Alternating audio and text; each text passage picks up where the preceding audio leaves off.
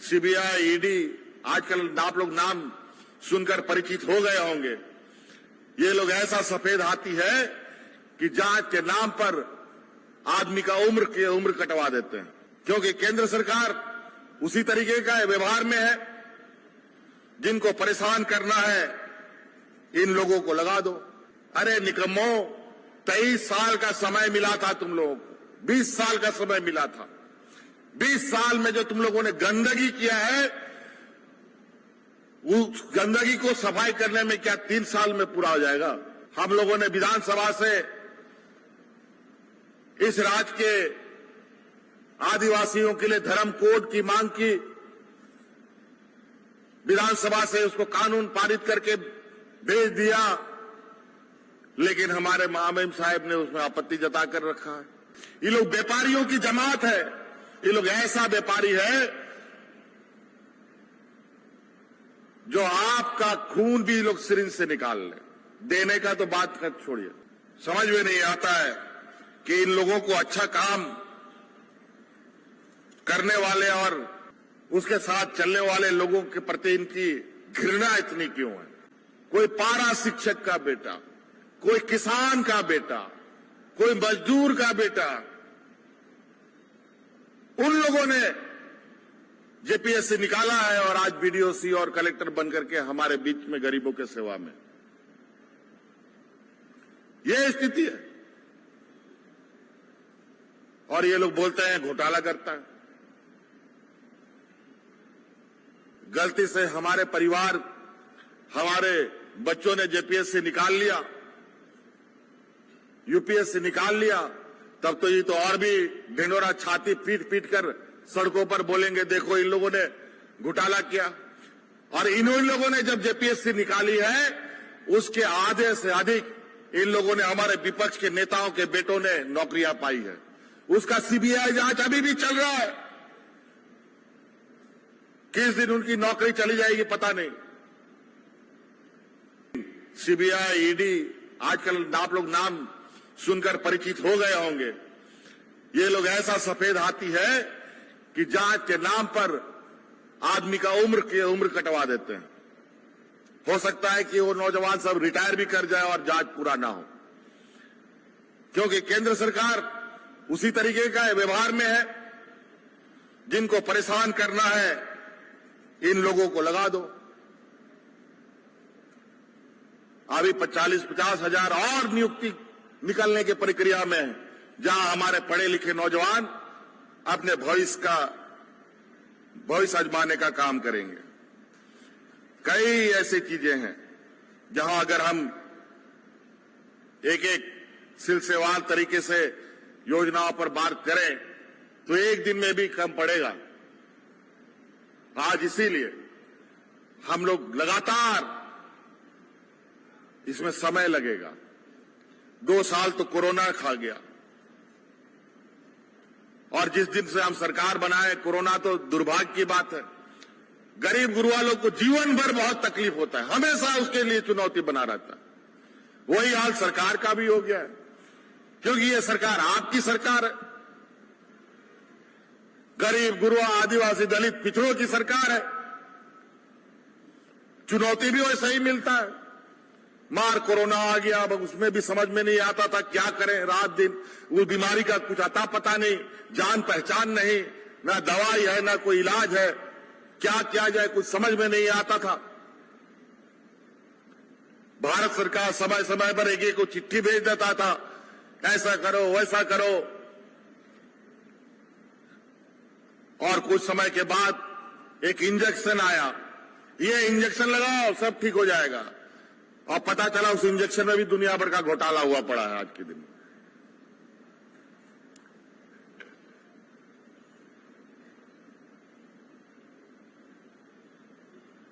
तो इसलिए वो चुनौती, फिर सुखाड़ की स्थिति, और सुखाड़ के साथ साथ हमारे साथ जो हमारे विपक्ष के सहयोगी हैं, जिनको आज इस मंच में होना चाहिए था, आज इस मंच से बाहर एक नया, बगल से एक नया रास्ता में चल रहे हैं, और नए नए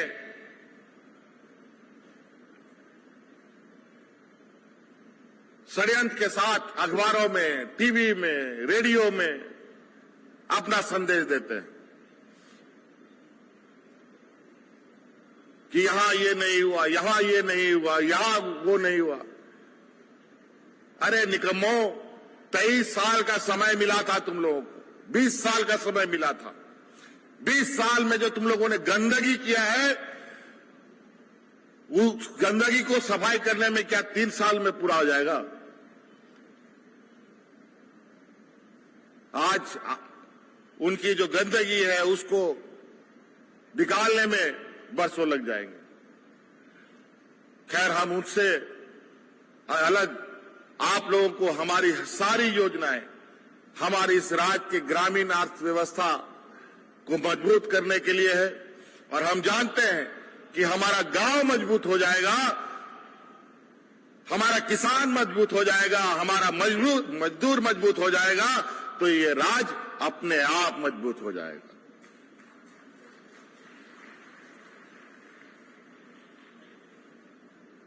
कोई पेड़ हरा पेड़ ला करके गाड़ देने से हरियाली चंद दिनों में मर जाएगा। जब तक जड़ को आप मजबूत नहीं करेंगे, तो हमारा जड़ इस राज्य का गांव में है, किसानों में है, मजदूरों में है, नौजवानों में है। आज हमारे उन जड़ों को मजबूत करना है। आज इसीलिए हर एक योजना आपकी सामाजिक सुरक्षा से लेकर आपके विकास को लेकर मुख्यमंत्री स्वरोजगार योजना आप लोगों के सामने, आप लोगों के लिए काउंटर बना है, पशुधन का काउंटर बना है, अबुआ आवास का बना है, और एक योजना अबुआ वीर अबुआ दिशा में हम लोगों ने योजना प्रारंभ किया है। जहां भी हमारे जंगल के किनारे आसपास रहने वाले लोग हैं, उन सभी को पट्टा देने को, और उस पट्टा को पूरी तरीके से जिनका जिनका अधिकार बनता है उनको दे के सैचुरेशन मोड पे ले जाने का हम लोग का एक लक्ष्य हम लोगों ने तय किया है, और जिसको हमें पूरा करना है। कई लोग वन पट्टा को लेकर के इधर उधर भटकता रहता है, लेकिन उनको पट्टा नहीं मिलता है। उन सभी का वो भी हम लोगों ने ये योजना प्रारंभ की है। आज इसके अलावा अभी हमारे बच्चों के लिए गुरुजी क्रेडिट कार्ड का भी एक काउंटर आप लोग देखेंगे। इस कार्ड के माध्यम से 10वीं पास के बाद से 12वीं क्लास तक के बच्चों को हम लोग एक कार्ड उपलब्ध कराएंगे। 12वीं पास के बाद कोई भी बच्चा कोई भी पढ़ाई करना चाहता है, इंजीनियर बनना चाहता है, डॉक्टर बनना चाहता है, वकील बनना चाहता है, कोई बढ़िया डिग्री लेना चाहता है, और आज के दिन में आपको पता है कि ये सब पढ़ाई कितना महंगा हो गया है। आज उसका महंगाई को ध्यान में रखकर उसका पढ़ाई खराब ना हो, इसके लिए ये क्रेडिट कार्ड हम दे रहे हैं। और जिस लड़का को आगे या लड़की को आगे पढ़ाई करना है, तो उसका 4 साल में जितना खर्चा होगा वो पूरा का पूरा राज्य सरकार सहयोग करेगी।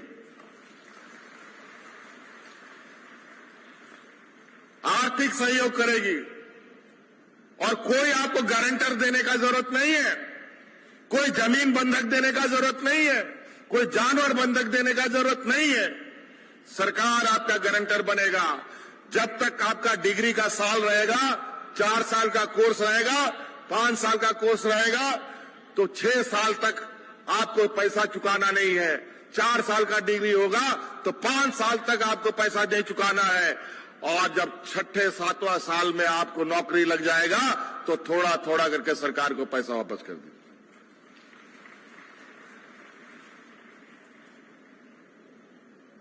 अब दिक्कत कहां है पढ़ाई में, बताओ क्या दिक्कत आएगा, हमें बताओ। और तो और अभी आप लोगों को नौकरी के लिए, बैंक के सर्विस के लिए, आप लोग को जेपीएससी के लिए, यूपीएससी के लिए, किसी भी कॉम्पिटिटिव एग्जाम, कोई भी नौकरी के एग्जाम के लिए तैयारी अगर आपको करना है तो उसकी तैयारी भी अब सरकार मुफ्त में, आवास में, अपने जगह पर रख करके आपको बढ़िया कोचिंग कराने का भी काम कर रही है। अभी हम लोग लगभग 400 बच्चों को, जिसमें विशेष रूप से जो हमारे आदिम जनजाति हैं, उनमें 250 आदिम जनजाति के बच्चों को अभी हम लोग ट्रेनिंग दे रहे हैं रांची में। जो आने वाला जो हमारे वैकेंसीज निकलेंगे जेपीएससी के माध्यम से, जेसीसी के माध्यम से, उसके लिए जो ये लोग कोचिंग करता है, बहुत महंगा महंगा कोचिंग होता है, उससे बढ़िया कोचिंग उन बच्चों को हम वहां रख के दिला रहे हैं। उनका खाने पीने का, रहने का भी व्यवस्था हम कर रहे हैं। आज इतना कुछ आगे चल, इतना कुछ हो रहा है, लेकिन हमारे विपक्ष आज के दिन में भी छाती पीटने और इनको षड्यंत्र करने से ये बात नहीं आ रहे हैं। तरह तरह की लांछनीय आरोप, सहयोग के नाम पर 0/0। हम लोगों ने विधानसभा से इस राज्य के आदिवासियों के लिए धर्म कोड की मांग की, विधानसभा से उसको कानून पारित करके भेज दिया, लेकिन हमारे महामहिम साहब ने उसमें आपत्ति जताकर रखा है। इस राज्य के पिछड़े जातियों का जो 27% का आरक्षण था, यही हमारे विपक्षियों ने 27 को 14% कर दिया था। फिर से हम लोग 27% का आरक्षण बहाल करने का कानून बनाया, वो भी जाकर के इन लोगों ने उस पर रोड़े लगा रखे हैं। दलितों का, पिछड़ों का, आदिवासियों का आरक्षण बढ़ाने की बात को भी इन लोगों ने दबा रखा है। कोई सहयोग नहीं।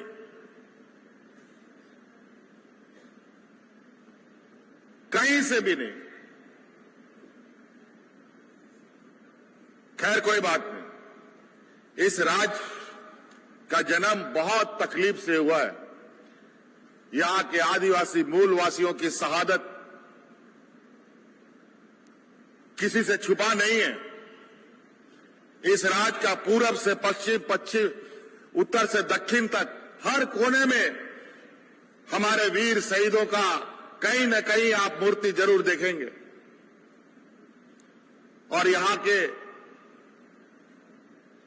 हक अधिकार, यहां के जल जंगल जमीन, यहां के मूलवासी आदिवासी की लड़ाई के लिए उन लोगों ने अपनी जान की कुर्बानी दी। इसका मतलब इस राज्य पर लोगों का गिद्ध नजर है।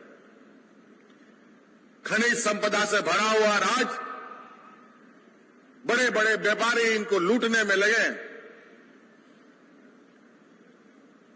और यहां के लोगों को मजबूत बनाने इनका उद्देश्य नहीं है। अगर यहां का नौजवान पढ़ा लिखा हो जाएगा, यहां का नौजवान आर्थिक रूप से, सामाजिक रूप से, शैक्षणिक रूप से मजबूत होगा तो अपने अधिकार की लड़ाई लड़ेगा। इसीलिए ये लोग हम लोगों को कमजोर बना के रखता है। लेकिन अब वो दिन दूर नहीं। अब 40 साल लग गया हमारे पूर्वजों को लड़ते लड़ते इस राज्य को पाने में, और इस सरकार को भी पाने में हम लोगों को 20 साल लग गया।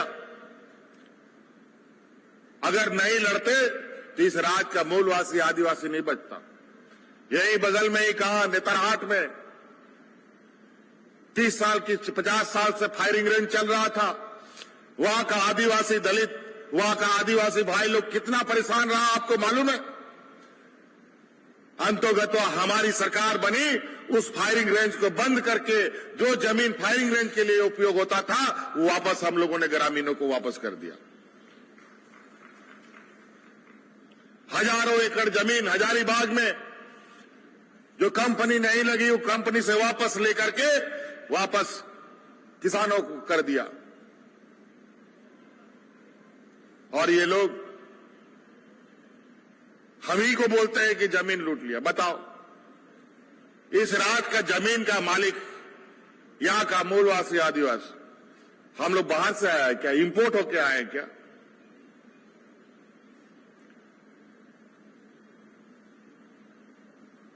समझ में नहीं आता है कि इन लोगों को अच्छा काम करने वाले और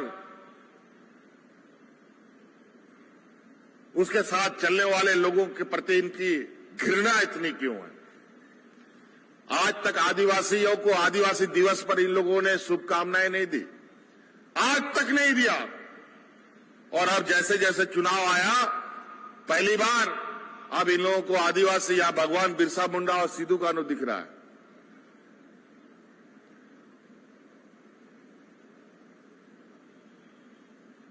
इससे पहले कभी नहीं दिखा इन लोगों को।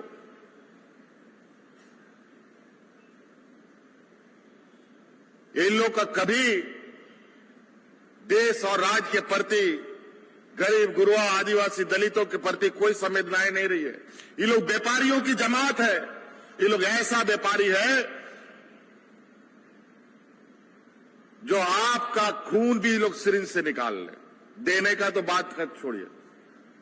आज यही वजह है कि आज देश का अर्थव्यवस्था पैर पर नहीं, सर के बल खड़ा है।